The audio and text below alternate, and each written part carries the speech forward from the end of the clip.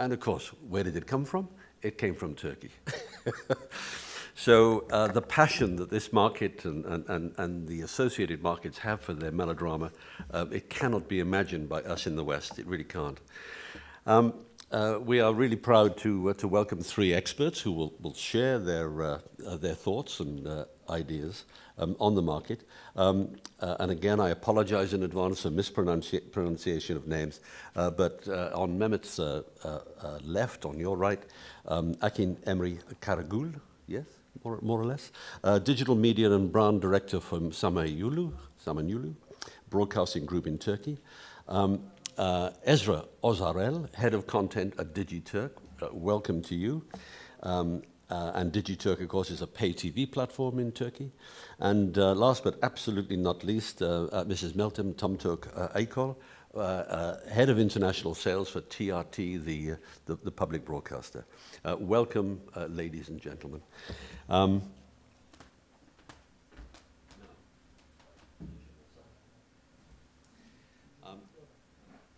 Akın, are we good? Yes, we are, sorry. Akın, tell us a little about yourself and what Samanyolu is doing in Turkey. Well, yeah, as you also introduced me, my name is Akın Emre Karagülle. I'm the Digital Media Director. I'm also in charge of the digital, as well as digital media, the brand part of the Samanyolu Media Group. Samanyolu TV was established in 1993. We're only 20 years old, but that's, you know, actually considered as one of the oldest TV channels in Turkey. If I may ask, I actually brought a little clip with me. Maybe I can show that. It's only a minute. We can take a look at it and continue later on. Yeah. Manu, could you run the next clip, please?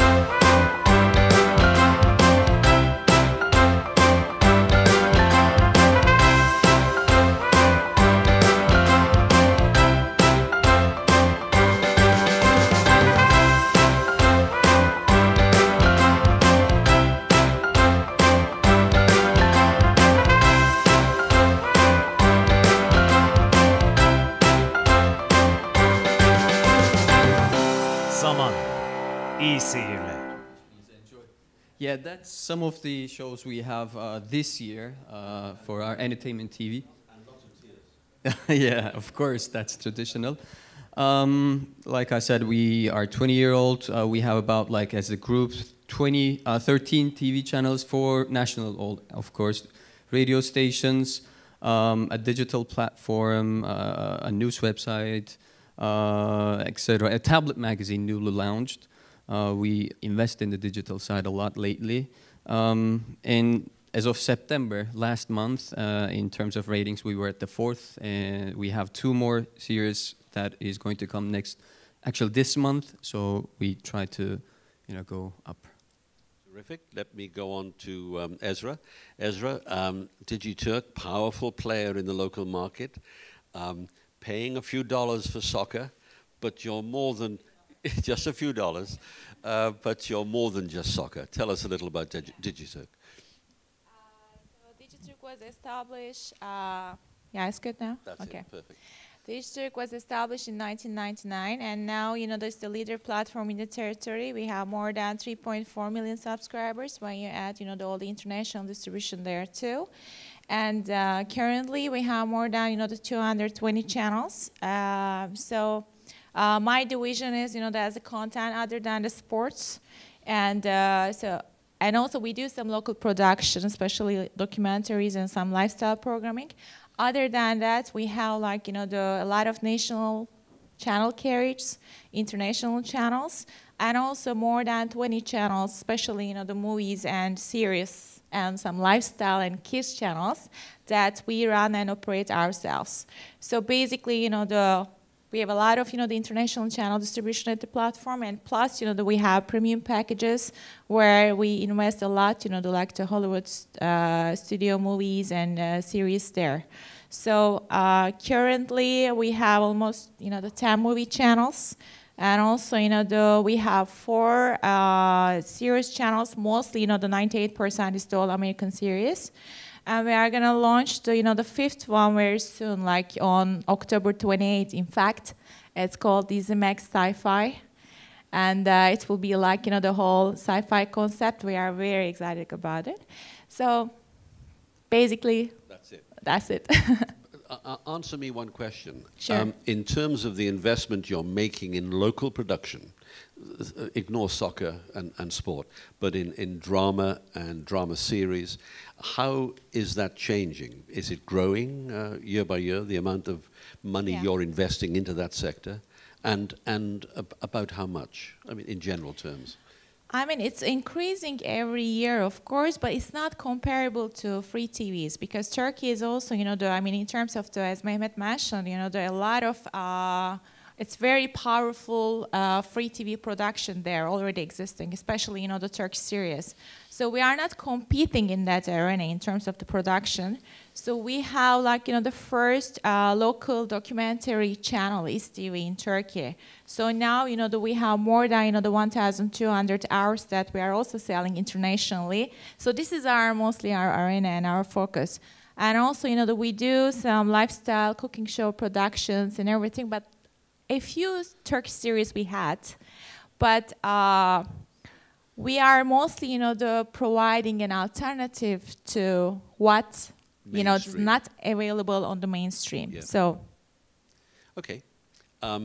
Last but absolutely not least, as I said, Meltem from TRT. You are a powerhouse broadcaster. You're the public broadcaster. Tell us a little about the role that TRT has in Turkey. And I must apologize on her behalf. She has a very bad cold and a sore throat. But I've told her we want to hear very much from her. Sorry for that. Yes, TRT is Turkey's first and the only public broadcaster.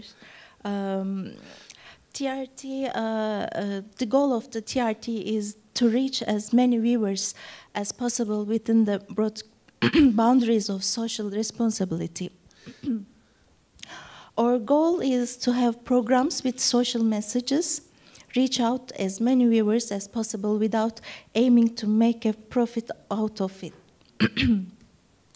Within the scope, new thematic channels created during the transition periods, like TRT Kids, TRT Music, and TRT Documentary, and all those programs, their programs carry local cultural flavors and also contain universal values. TRT has 14 channels for now, and the new channel will come, we hope so, as soon as possible. And that's it. It's as a public broadcast. Tell me, how does that 14 channel split? I mean, how many are, they're all network channels, I guess. Or are some of them regional channels? Yes, some of them are regional channels, okay. And one is main channel, TRT1, yes. And the others are thematic channels. And okay. We have TRT6 as Kurdish channel, and we have an Arabic channel, documentary channel, music channel, kids channel, this kind of news channel, of course. And does investment in original programming also go into those thematic channels, the documentary channel, the kids channel? Are you continually making fresh investment in those areas? Yes. Yes. Yes. Okay. That's okay. Let me pose this question to all of you, please. Much of your focus, and we haven't seen anything from TRT, but perhaps it would have been the same for the TRT1, for the main channel. But much of the focus is on drama and melodrama. at that.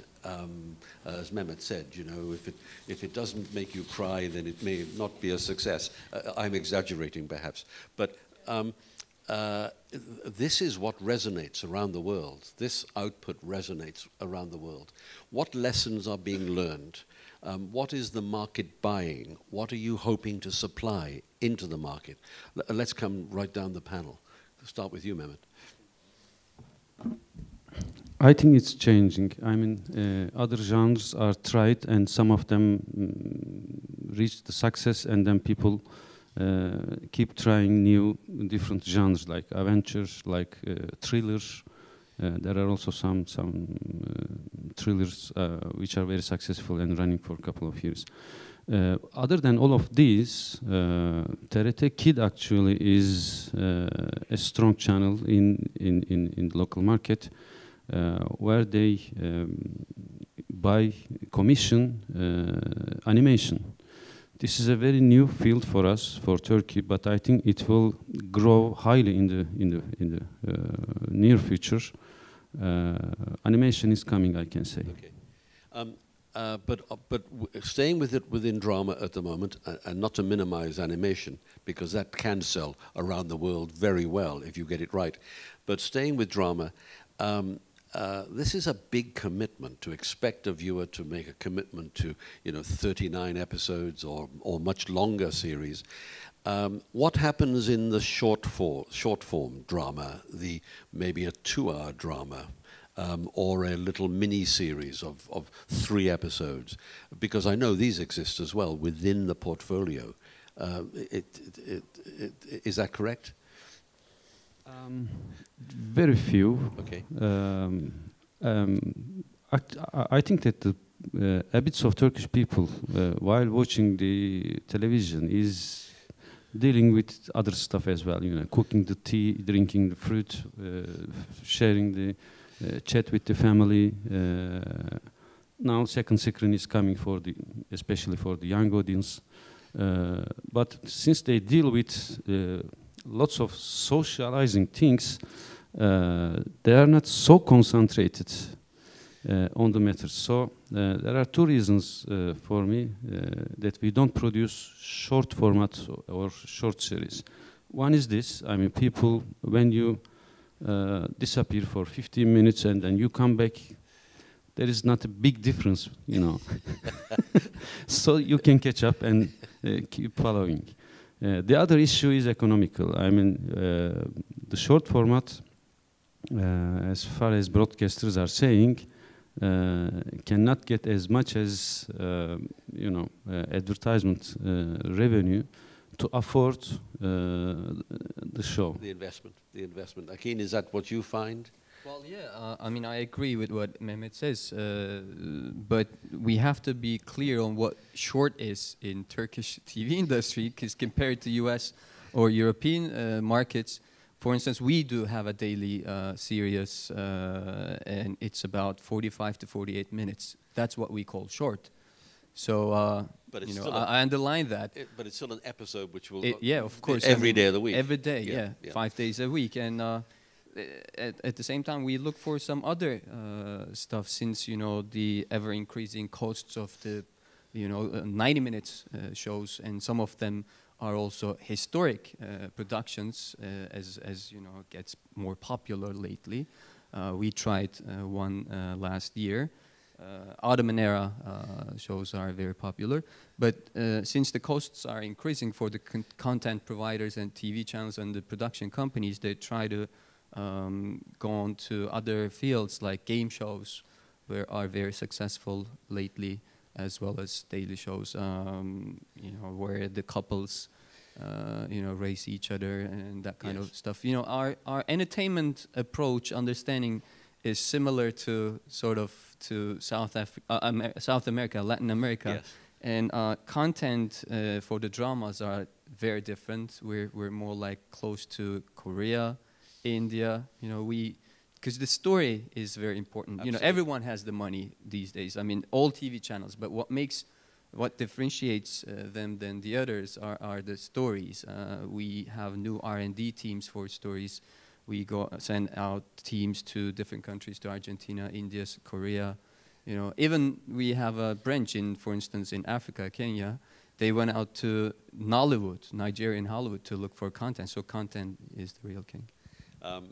Meltem, how do you, I'm not suggesting it's difficult, I'm not suggesting it's impossible, but how do you, the public broadcaster, cope and compete with the deep pockets of these other broadcasters? Yes, but TRT is not compete the other channels because we are public broadcaster. Or responsibility is so different, and we know our responsibilities, and because of that, it's we have to be so carefully regarding the series, kids program, and everything. And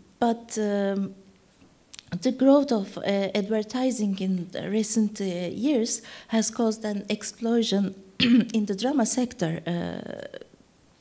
The enormous rise in advertising revenues has helped producers lean to bigger,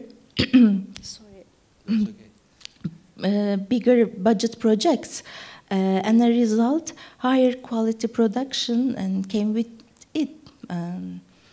How much might you spend in dollars on an important show for you, on an important drama? How much might be spent? Because we've already been given a clue by Mehmet as an average in the market, but is it a similar figure? Yes, of course, but it depends on the, of course, dramas. Historical dramas has a different budget, and you know, the comedies, different budget. It's all the different type of, you know, has a different budget, but it's approximately the same as Mehmet said. And you are responsible for international sales. What are your buyers asking for? What are they coming to you to buy? What do they like? What would they like you to supply to them? Especially drama and kids program. Yes, they would like to buy from TRT. Yes, some of them they request documentary, but there are so few. But it's first of all, it's drama and kids program. Now, Esra, you're not. Well, I feel for me to say that overseas sales are not important, but I suspect they're not quite so important for you in selling your output. Selling our own productions, Yeah. you mean? Yeah, it's of course important, but just, you know, we are taking baby steps there. So Yeah. we cannot, I mean, especially, you know, the football, it's a big thing. You know, we are selling internationally, you know, all the football rights too. So for all over the world, we are keeping the rights for a long time. So it's the big thing. But for the others, like, you know, the STV already started. We see some demands there and the lifestyle programming. But I cannot say that right now, you know, this is something close to the, you know, the success of the Turkish dramas. Akın, again, to what extent are you satisfying those overseas demands and requests? What do they want more of? What isn't working quite so well, maybe?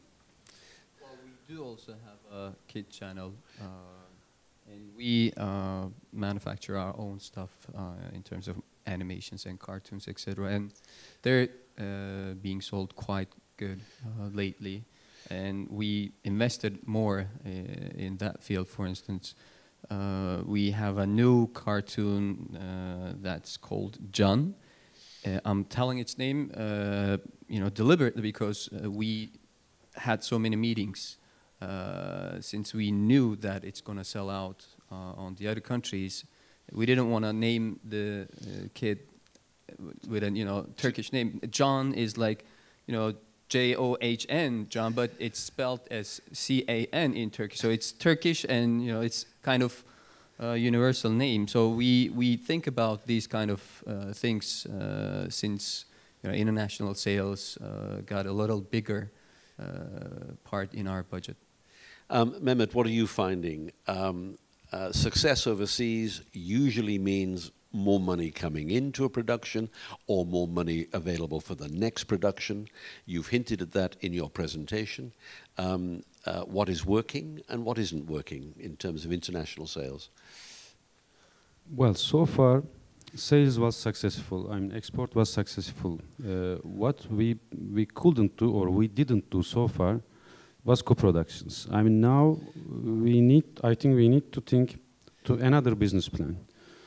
The business plan, sorry, the new business plan should be financing the content with a couple of more co-producer countries, and then increase the budget, which means increase highly the quality. Absolutely.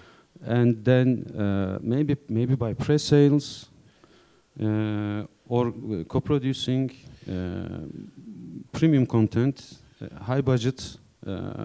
That's, I think, the new challenge for us. Yes, yeah. And who, Akim, who are likely to be the sort of co-production partners you would seek? Would that be Gulf money, maybe top of the list? Who are you likely to be working with? Who would you like to be working with? As partners, you mean? Yes.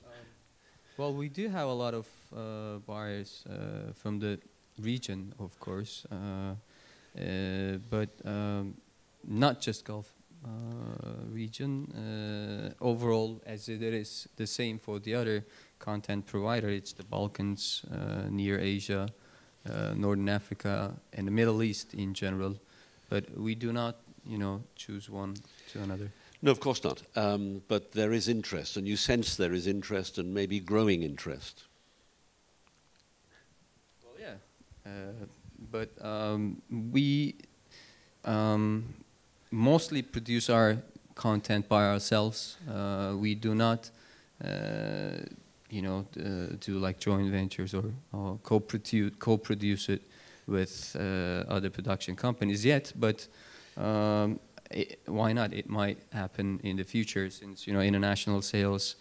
Thanks to international sales, production companies got bigger and stronger. Before, in the past, the terms and conditions in terms of sales was on advantage of the TV channels, but now that picture has changed. The production companies would like to keep, all the VOD rights, online rights, and everything to themselves. So it wouldn't have to be just the TV channels, but foreign production companies might be counted in that regard. Just after 3, everyone, we have 3 specific case studies on 3 Turkish productions that have resonated extremely well in the international market. So I strongly advise you to come or to stay with us through 3 o'clock and see those examples. And we have the production teams here to help explain the rationale behind those shows. Viewers, by and large, viewers like to see quality. And if you're putting a historical melodrama on film, that's not cheap. You're talking of serious money if it's a big costume drama, particularly if it's has a period setting of 100 or 200 years ago. How is that being financed, Meltem? Actually, now the producers are considering also international sale when they make a forecast before thinking or entering into a production. Well, maybe it's an addition that what I told previously. But let's say a broadcaster is paying $150,000 for one episode of a Turkish TV serial. Why not paying 200 or 250,000 and being partner of it? In that case, of course, they are going to take the risk with the Turkish broadcaster and producers. Yes. But let's say if 2 countries become $250,000 and Turkish one put, let's say, $500,000, it makes 1 million. Absolutely. Which is not bad money. A good sum of money to put and on the then, screen. In proportion, you split the shares with the whole worldwide. Exactly.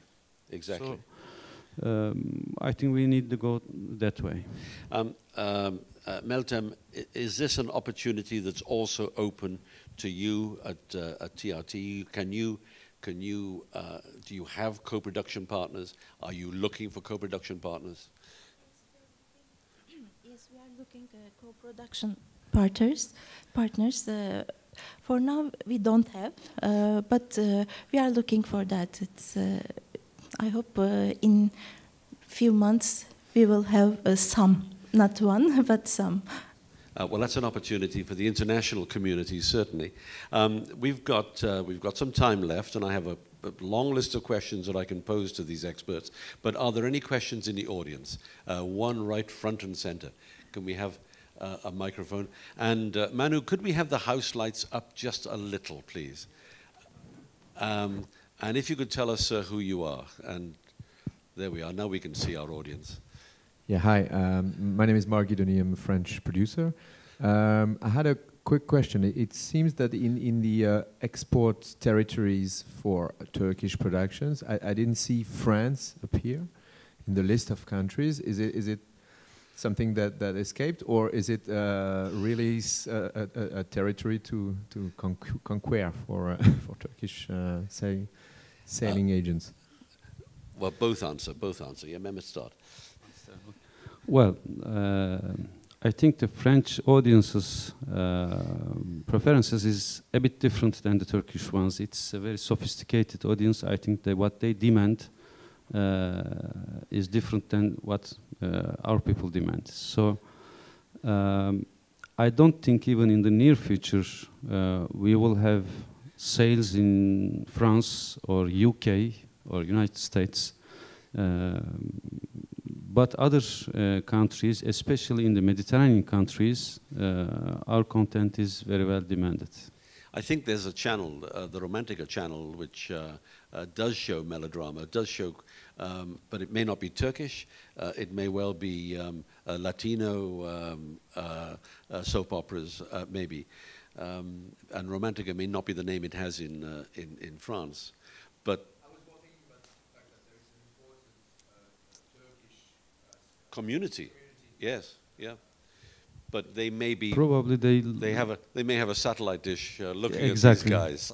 We have international distribution too, like in whole Europe, for example. So that's right. I don't remember right now the details about France, but through cable and DTH, you can be the subscriber of the platform, and we are carrying the all main channels there too. So. And we have another question just there, and I'll come to you now in a second, Elizabeth. Yes, madam. Me? Yes.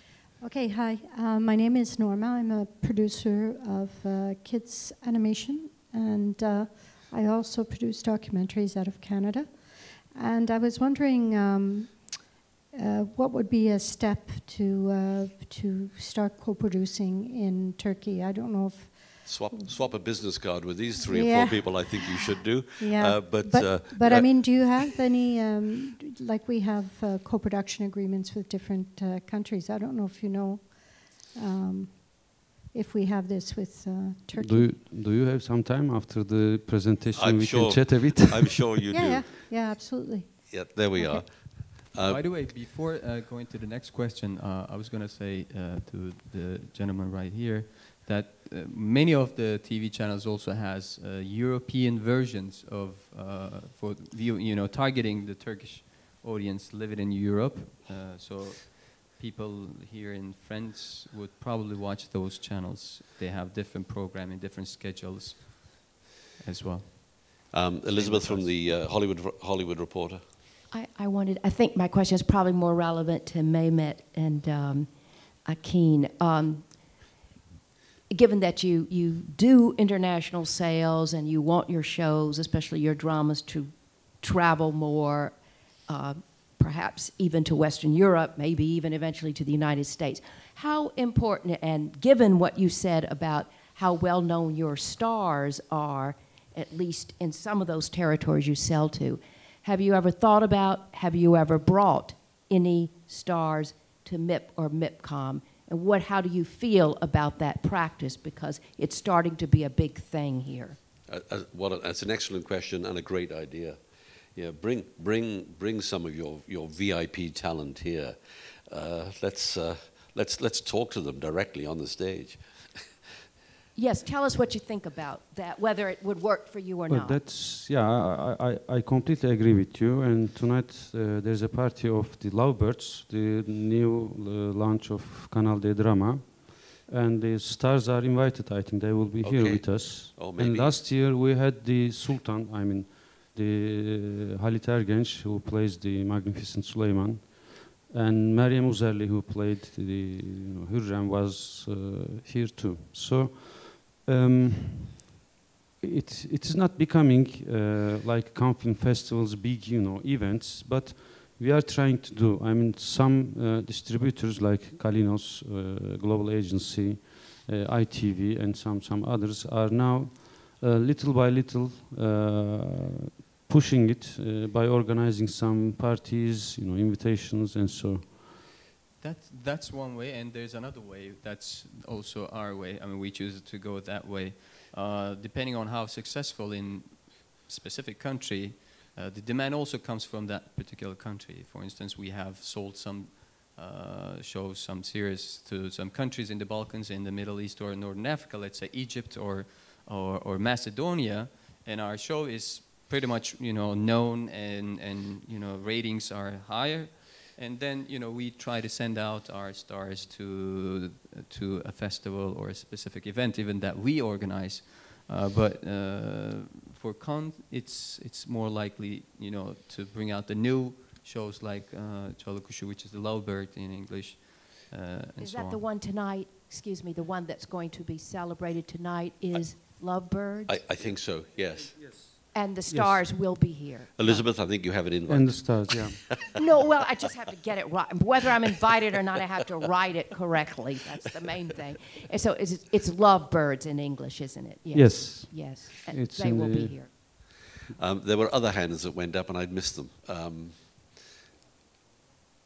Any other questions before I? Oh, there we back to this excellent gentleman again. Thank you very much. Another question about cinema, Mehmet. I was very impressed by the figures Mehmet showed about the market share of Turkish films in Turkey, because generally in France, all the authorities, CNC, etc., tell us that the French market share of French films in France is like a miracle, that in all other countries of the world, the local industry is totally dominated by the US. Here, I see in Turkey the Turkish market share is huge. I was wondering, are there some kind of barriers of any kind or is it like totally free market and it's just the power of Turkish cinema? Totally free market and totally free competition. Any barriers, any subsidies, anything. Just the power of the Turkish content in the eyes of Turkish audience. And I think that television and cinema is feeding each other. Some people think that it cannibalizes. I do believe that it's feeding each other, because most of the people like me, I spent some money from television and I wasted in cinema. Well, some others are gaining in both, so actresses and actors are becoming very, very famous in television. Then they go to cinema, and then they attract people, and so it's feeding each other. But also, it has to do something with the content. I spent like an hour and a half each day analyzing the rating results, and it's the same for the TV, not just the movie. You have so many, like 24, like Desperate Housewives he mentioned about. Many multi-million-dollar Hollywood productions are, down the, top 100 list. So the same way, people like to, especially the Turkish audience, like to associate themselves with the characters and the cast and the stars that they watch. So I think it has a lot to do with that also. Incidentally, Mehmet has agreed that anyone who wants to see that presentation he made, that data-rich presentation, just give him a business card and he'll email it to you, and that may just be useful. Now there's a question here. My question for Akın Emre Karagülle. Yesterday at the Facebook presentation, they show us Istanbul is the second biggest user of Facebook in Europe. And Facebook show us the future partnerships with the TV channels. And as a digital media director of the Samanyolu Broadcasting Group, what is the future plans, or what is the current situation of the Samanyolu groups in the digital world? And what is the activities about using social media as a second screen? Good question. Thank you. Since the day we started for our department, we invested a lot in the digital. I myself, I'm a tech lover, and I follow the events. I was a few weeks ago in IBC in Amsterdam to look for the new trends and technologies. Yes, you're right. Facebook is trying to do something with the TV channels, but nothing in Turkey yet. But YouTube has entered our industry, and we already have a partnership with YouTube. Even before they came to Turkey, we started that. We have another channel in Germany. Thanks to that channel, we were able to become a partnership, because it's very hard. They have a lot of people waiting in the list in US, and Turkey did not have back then, I'm talking about like 6 months ago, a branch in Turkey. But also, yes, smart TVs are becoming and booming. Even though it's not monetized enough commercially, it's not profitable enough, we invest a lot in that field, as well as IPTV. And we have a digital platform called Küre.tv. It's like the Turkish version of Hulu.com. It's the first in Turkey. We established that like 3 years ago. We also have a tablet magazine that we launched recently, a few days ago. But we have so many other stuff that we're trying to discover and see the potential. Especially, we look at the numbers, that the PC numbers, the sales numbers, figures of the PCs are, decreasing, and the tablets are increasing. And the young people, as we spoke with Chris before, would like to spend less time watching TV instead of, spending time online in front of their computer. So we have to, as in my opinion, as a broadcasting group, we also have the obligation of using the technology to reach our audience. Because, I believe Apple, YouTube, Facebook, or Twitter are also media companies, and we're trying to get underneath their umbrella, like via SEOs or methods, or like second screens apps. We all use. Yeah, we have a social media team. Every day they decide and different hashtags. We try different campaigns, viral methods, and all. Yes, we're pretty much involved in all those, and we will invest more in the near future. Esra, is Digiturk doing the same? Yeah, we do the same. Even, I was going to say perhaps especially for the soccer. I don't know how passionate about social media your soccer fans are, but certainly I know it's working very well in other Western markets. Yeah, absolutely. We have the League TV.com.tr, the special website, and it's like the top. Absolutely in the territory, and also, that we have just international IP distribution through web distribution and everything. But not only, the specific for soccer, but also, we have Digiturk everywhere concept. So, that we give from all screens, we provide the content, the catch up, and, you can record the content, wherever you are, if you are the Digiturk subscriber. So these are absolutely the key elements that, that we have to provide it. And so we are active, and every day increasing our, the activities in social media, the absolutely Facebook, Twitter, and these are also great channels to get some subscriber feedback for us. So we are not only our consumer department, customer service, but also we are, actually Absolutely. the people, doing the operation and content. Just we are following all the feedbacks too, and so. We will just start, the triple play very soon, and we use the technologies, whatever it brings us, as much as we can, and we did the 3D broadcasting, and we did one of the Fenerbahçe Galatasaray game, there was first time we did the 3D shooting last year, and this year we are working on 4K. And so most probably in November, again, the big Galatasaray Fenerbahçe derby will be in 4K. So we follow, everything is happening in terms of the technology, and we try to bring the best, to Turkey. As somebody who's already looked after, I think 4 or 5 4K sessions here at the market, if if there's anyone in the room who's not familiar with 4,000 lines, massive improvement in pixel and pixel quality, it's a trend that the market is quite definitely going toward. And I was staggered to hear that Digiturk will be doing a 4K transmission of a soccer match, of course, naturally, in November, I think you said. Yeah, it will be in November, and most probably, still we are working on the plans, but in cinemas, so we'll be available on television too. But in terms of the number of the TV sets and decoders, and it's very at the beginning right now. So. But we are practicing. I was going to say, are you two guys, looking to transition at least some of your high-end productions from HD to Ultra HD? Not just yet to protect the investment? I don't see that, unfortunately, I may say, happening in the near future, because Turkish Radio and Television Higher Council, we call it RTÜK, lately had an auction a bit for the HD frequencies, but it was cancelled by a court about some regulations, I don't remember. So that's one issue.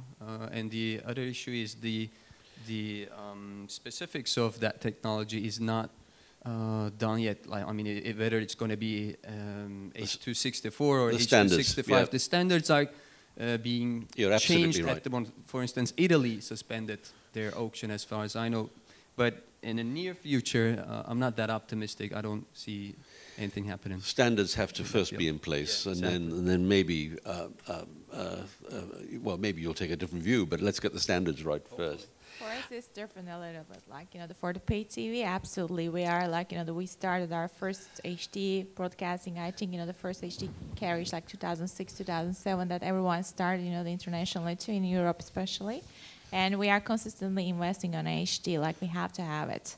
So it's pay TV, especially the ones that, the all HD sets. Pay TV is, I think, the main address to find the best HD propositions locally and internationally available. We're running out of time, but if there are any other burning questions, I'll certainly let those go through. Any other hands up? No, I can't see. Thank you very much. Let me give a final question to you all four, please. The market grew, according to your figures, by approximately $100 million in 2011, 2012. Is that growth continuing, do you sense? More or less? What do you think is happening in the market to the overall value of the Turkish television industry? Okay. Well, I think that in the domestic market it will not grow with that speed, because there is a saturation.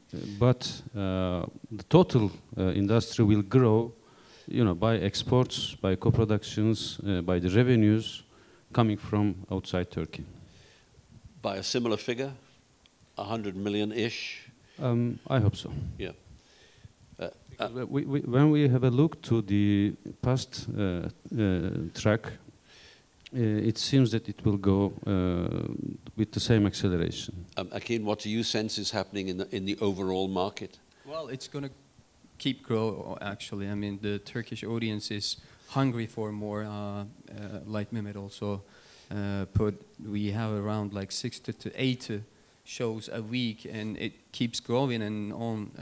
But with the international sales, we have more quality in terms of content, lighting, production, everything. So it's good for everyone, actually, for the TV channels like us, for the production companies, and of course for the end user, for the viewers and the audience. Esra, when do your soccer rights finish? We are holding the rights till the end of 2017 season. Oh, so you're good till 2017. We're always good, Yeah, but they could go up. They could go up 100 million on their own, come 2017. I'm joking and I'm guessing, and I hope not. But we know what it's like. We know what those sports rights are like. And Madam Meltem, again for you, how do you sense the market is expanding? I agree with my colleagues, and it's grow up, and because it's. For me, it's I can say it's two key words for the Turkish programs. It's And demand and rivalry. It's for now. It's demand and rivalry is good. Yes. Yeah, good. Yes. Friendly competition. Yes. Friendly competition. Yes. We're out of time. Can I invite our audience, please, to stay exactly where they are while we prepare for the next session. Take a little breather, but we'll be back with you in 5 or 6 minutes. But meantime, to Mehmet, thank you for your great overview. Akın, Esra, and Meltem, thank you as panelists. You've been terrific. Thank you very much.